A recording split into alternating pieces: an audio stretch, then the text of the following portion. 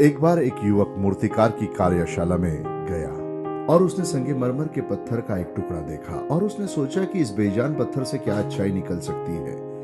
कुछ महीने बाद जब वह मूर्तिकार के घर वापस गया तो उसने एक सुंदर नकाशीदार मूर्ति देखी और उसे आश्चर्य हुआ कि इस मूर्तिकार ने यह उत्कृष्ट कृति कैसे बनाई।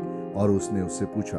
मूर्तिकार ने उसे देखा और मुस्कुराया और कहा, मेरे मन में एक छवि थी और मैंने उन चीजों को काट दिया जिनकी आवश्यकता नहीं थी। इसी तरह हम भी ईश्वर की छवि में बनाए गए हैं और ईश्वर उन हिस्सों को काट देता है जो उसके नहीं है।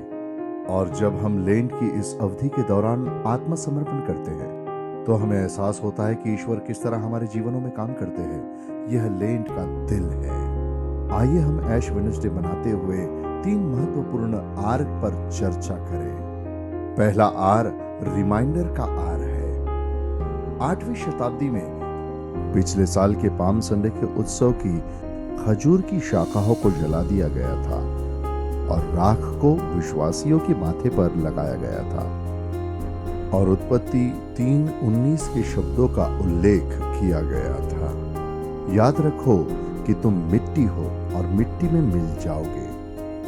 इसी तरह यह ऐश वेडनेसडे हमें अपनी नश्वरता की याद दिलाता है, साथ ही यीशु मसीह की पीड़ा और मृत्यु की भी, जैसे कि रोमियो 5:8 में कहा गया है, जब हम पापी ही थे तब मसीह हमारे लिए मरा। दूसरा आर रिपेंटेंस का आर है। बाइबल में राख पश्चाताप, विलाप और नम्रता का प्रतीक है, जिसे प्रार्थना, उपवास और आत्मत्याग के माध्यम से व्यक्त किया गया था। आइए हम प्रार्थना के माध्यम से इस अवधि को अपने जीवन पर फिर से केंद्रित करें। आइए हम उपवास के माध्यम से सांसारिक इच्छाओं से खुद को अलग करें और आइए हम ईश्वर की ओर मुड़े और आत्मत्याग के माध्यम से उसके करीब आए।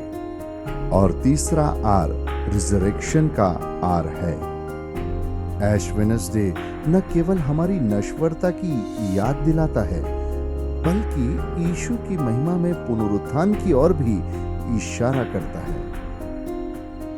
हालांकि हम धूल में लौट जाएंगे, लेकिन मसीह में जो लोग हैं वे महिमा में जी उठेंगे।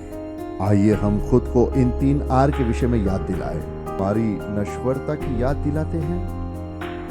दूसरा, उसके पास आने के माध्यम से पश्चाताप। तीसरा, महिमा में पुनरुत्थान में जीना। आमीन। आइए हम अपनी निगाहें प्रभु की ओर करें। दयालु परमेश्वर, हम आपको धन्यवाद देते हैं कि आप एक ऐसे परमेश्वर है जो हमसे बेइंतहा प्यार करते हैं और जब हम उपवास की इस अवधि में आपकी ओर मुड़ते हैं तो आप हमें स्वीकार करें। हमारे प्रभु और उद्धारकर्ता यीशु मसीह के नाम पर हम प्रार्थना करते हैं। आमीन।